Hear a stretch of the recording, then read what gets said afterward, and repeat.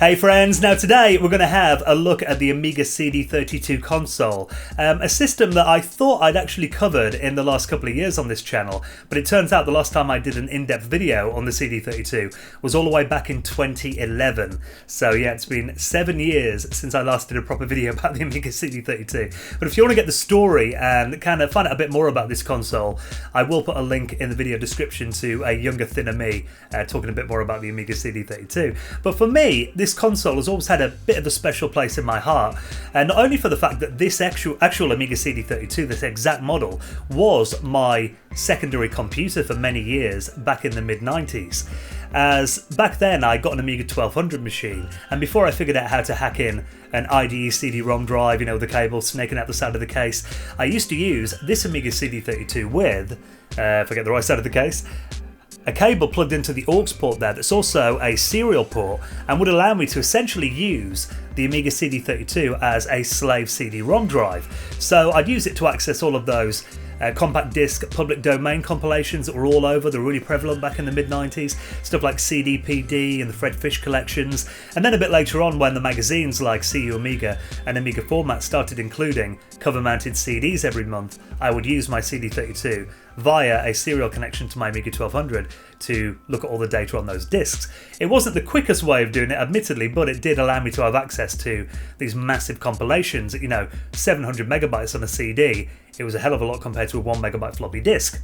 And also I used the Amiga CD32 as a console as well. It had some really good games on here like Gloom and Pirate's Gold and Liberation, and also there was some kind of Amiga 1200 ports that were enhanced either with their CD audio soundtracks or, in the case of adventure games like Beneath a Steel Sky, and what was it on Simon the Sorcerer 2, I think it may have been, that actually had full talkie soundtracks on here as well. So there were some nice enhancements over standard Amiga games. And also the CD32 essentially was the completed vision of the original Amiga, believe it or not, as when Jay Miner, RJ Michael and all those guys were working on the original Amiga 1000, it was going to be a killer games machine.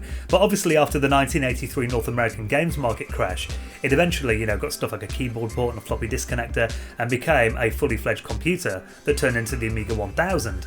So it's kind of ironic that the last Amiga machine that Commodore released turned out to be an out-and-out games console, so I also thought that was kind of a weird twist of fate. Now inside the Amiga CD32 you've essentially got a full Amiga 1200 computer that is kind of crippled because it doesn't have stuff like a floppy disk drive interface, it doesn't have even proper RGB video out on here as well, no parallel, no serial. It does have, like I said, a cut down serial port here on the side that doubles as a keyboard connector, but having stuff like an IDE connector on here I always thought would make it a really cool system, because then you could essentially turn this into a full Amiga 1200. And there were expansions that came out back in the mid-90s, stuff like the SX1 and the SX32 that would give you all the missing Amiga ports, and some of them, like the SX32 Pro, even put accelerators and hard disks and that kind of thing in there as well, but they were very expensive back in the day, and today I mean they go for about £1,000 if you are lucky enough to find an SX32, which is why this expansion has been long overdue. Now if you look in the back of my Amiga CD32 you'll see a little white expansion there that I'll pull out and show you in a bit more detail in a moment. It's actually a bit tragic that it took me quite a long time to get this video recorded, as Stephen Leary, the guy who made this expansion, he also made a really cool accelerator for the Amiga 500 as well, and he goes by the name Terrible Fire. Now Stephen's a really cool guy and very knowledgeable as well. He actually made a few Amiga expansions. He kind of looked at the market and thought, what does the Amiga community need? And then he actually designed this over a weekend and then released all the designs open source, so it means anyone can make their own recreations or sell them or whatever they want to do. And there are guys on EAB and Amibay that do actually sell complete assembled Terrible Fire 32A expansions, which is what I've got in here. Now essentially this doesn't give you, you know, accelerators and all that. This gives you the bare minimum to have a playable WHD load, or kind of an equivalent to an Amiga 1200 computer. So you'll get stuff like an RGB video, a keyboard port on here as well, but inside there is 8 megabytes of memory on board and also an IDE connector. Now I'll show you the way I've got this set up in a moment, but essentially it allows you to boot the Amiga CD32 from something like a compact flash card and have all of your Amiga games library nicely contained in this little case. And unfortunately Stephen has actually quit the Terrible Fire project. On Twitter recently said he just hasn't got time time for it anymore, and when he does pick it up again, it will likely be for a different architectural system, probably something like the Atari ST or the Acorn Archimedes, which is fair enough, but it is great that he did leave the Amiga community with these really cool open source expansions, and as I mentioned, people are selling these, so we'll put some links if you want to buy one in the video description. So for now, let's get this on the desk here. I'll pull the Terrible Fire 32i out of here and give you a little tour of the board itself. Now, upon first glance, you wouldn't even realise that this Amiga CD32 had been expanded, because, very nicely, the Terrible Fire 32A expansion lives inside the Amiga CD32's case. Unlike something like the SX1 that had this big bulky box on the back of the system, you can't really see that anything's been done to the system at all upon looking at the front of it here. It's only when we turn it around that you can see there is an expansion in the back of the Amiga CD32. Now, if I remove this here gently, let's put it to one side for now. The slot that we have on the back of the Amiga CD32 was originally designed for the Commodore full motion video cartridge. Now, it was quite a limited run, but back in 1993 or early 94, Commodore did release an expansion cartridge plugged into here that would allow you to play video CDs on the CD32. Not many of those were made, and really they weren't very popular at all, as wasn't the video CD format here in the West. But luckily, all of the lines on the back expansion port here give you stuff like RGB and capability to add floppy disk drives, and essentially turn the Amiga CD32 into a full-blown Amiga 1200. And the card itself is actually quite a simplistic design, although there are several parts to it, including this back panel here that is manufactured by a few different people. I think Kipper2K makes one of these. This one is by Hefesto. So there are a few guys who actually make the separate components to allow this to connect to the CD32 itself with the expansion port on here. But this unit that I got here was assembled completely by Stephen himself. And similarly with the IDE connector, as you can see on there, that is assembled by Kipper2K, and usually when you get an IDE to compact flashcard adapter they go the other way, so this has actually been reversed, so it sits nicely on top of the Terrible Fire expansion. Now, looking at the board itself, I'm just going to take off the compact flashcard that I've got here on the top. We just prise it off the pins without trying to do any damage. There we go. And you can see the design of the board. Now, as I mentioned, it is a very tidy design. You've essentially got an IDE connector at the top there that is designed for 2.5-inch devices, so you could put a hard disk in here technically if you wanted to, although really for this kind of system you're better off putting something like a compact flash card in like I've got. We have some memory on here as well, 4 banks of 2 megabytes that are very small compared to the expansions that you got back in the old days. There is a header here for programming it, because these 2 chips here are reprogrammable and upgradable if you've got the a blaster to do it with. I mean, for me, the way this is set up out of the box, all I want to do with it is play WHD load games, and for that it actually works really good at the moment. I have read some reports on EAB that some games do struggle with it. I mean, worst case scenario, if there are any games that you really want to play that don't work, you can just remove the expansion. Although it might have been nice to have some kind of disable switch on the back of it. Maybe some new designs will come out with that. This is open source now, like I said. And on the back here we do have a RGB connector. Now, for size reasons, they've actually put a VGA style connector on there as well, so I need to get a cable that is essentially VGA to SCART, and that will allow me to look at the CD32 output in glorious RGB. And there's also a PS2 keyboard connector there as well. Now, as I showed you, well, we'll show you in a moment, I've got an Amiga 3000 keyboard connected to the aux port on my Amiga CD32, so I won't actually be using that, but for people that haven't got a spare Amiga 3000 or 4000 keyboard kicking around, then that is quite useful to have. And I've also got a compact flash card in here too, as I mentioned, in Kipper's adapter, and inside there it's actually a few different devices that go into each other, but it does work. So I've got a compact flash card into IDE, then in there I've got a full-size SD card adapter into a micro SD card that goes into this compact flash card to SD adapter. It is a bit convoluted, but it does work completely fine. And obviously SD cards are a lot easier to get hold of than compact flash cards in your local supermarket, for example, and also come in much bigger sizes for lower prices these days as well, so that is a really good way of doing it.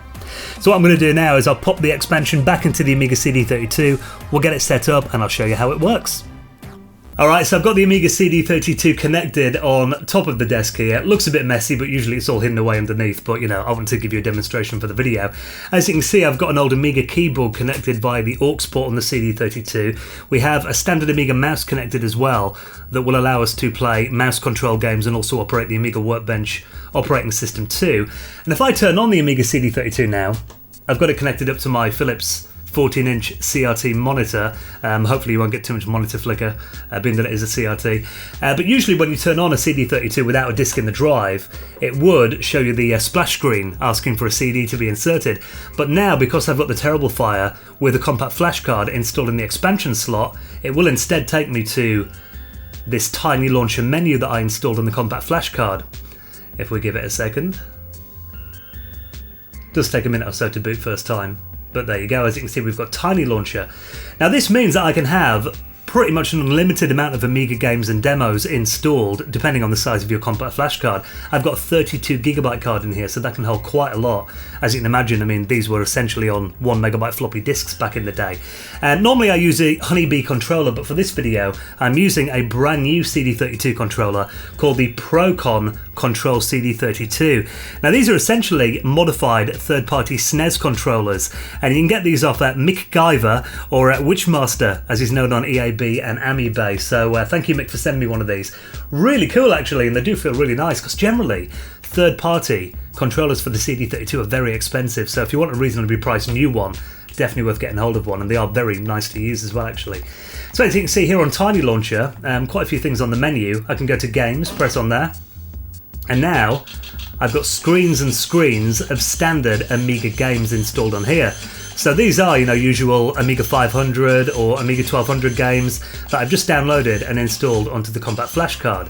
And you can launch them just by pressing a button on the controller, so it's really useful. For example, if I want to play Captain Planet, and I've showed that on my videos before, generally considered a pretty crap game, but it was one of the first Amiga games I ever played in my Cartoon Classics pack back in 1991. So as you can see, I clicked it, it launched straight from the compact flash card, and now I can play Captain Planet just as if it was launched off a CD or a floppy disk. Only with much quicker loading times than a floppy as well, so again this makes the CD32 into a very useful living room retro gaming system. And the good thing about having a keyboard attached is I can press F10 on the keyboard and quit back to Tiny Launcher, rather than having to reboot the Amiga. Now if I press Escape on here, I'll just take you into the demos section as well. As you can see, I've got a load of scene demos installed on here too. I can show you a couple of the more famous ones if we go through. So many installed on here. Yeah, I probably shouldn't show the stag discs on YouTube. Google them if you don't know what I'm talking about. But state of the art, obviously one of the most famous Amiga demos. And again, a lot of these have kind of been fixed to work with the AGA chipset and also WHD load compatible. So there you go, it'll launch straight away.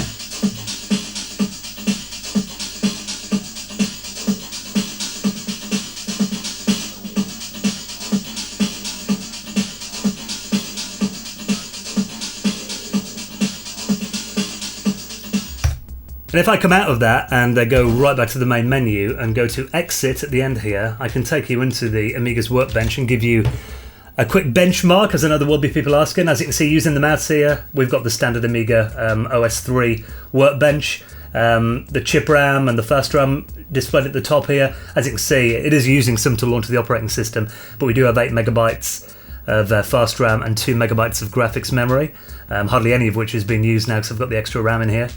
And if I go into my system directory and load up the famous Amiga benchmarking tool, it's not the most accurate these days, but it's a good graphical representation. Sysinfo, and we do a speed test.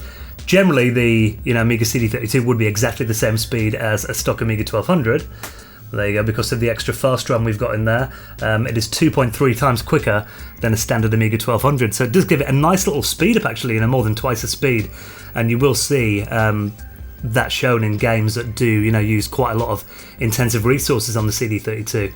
So there you go, a brief look at the Terrible Fire 32.8 expansion for the Amiga CD32. Stephen, if you are watching this, which I know may be unlikely being that you have quit the Terrible Fire project for now on the Amiga, but I just want to say, apologies, it took me a long time to get this video made, but thank you so much and incredible work on the boards that you've made for the Amigas, including this one. I mean, I've always wanted an expansion for the CD32, pretty much, since about 1994, that would allow me to turn this into a proper Amiga computer and have a system that is, a real Amiga. It's not hardware, but allows me to play CD games, but also have all of my Amiga standard floppy disk library on a compact flash card inside this nice little package. And I've been taking this around friends' houses, around my brother's house. He loves the Amiga, and it is a great system to have set up in the living room or your office or bedroom, and just have all of your Amiga games nicely contained into this nice little AGA box as well. So it really does turn the Amiga CD32 into the ultimate gaming Amiga, and they are quite affordable as well. I think guys are selling these on AmiBay for about £80, so a lot cheaper than trying to find an SX1 or an SX32 for sure. So if you've got any questions, leave a comment below. Maybe you've got some favourite expansions or CD32 games, let me know about those. Leave a comment. Thank you for watching this video, and please do subscribe if you'd like to see more Amiga content from me. I'm kind of looking at what people are interested in and trying to get some more videos made over the next couple of weeks, so please give me a sub and a like, and I'll catch you in the next vid.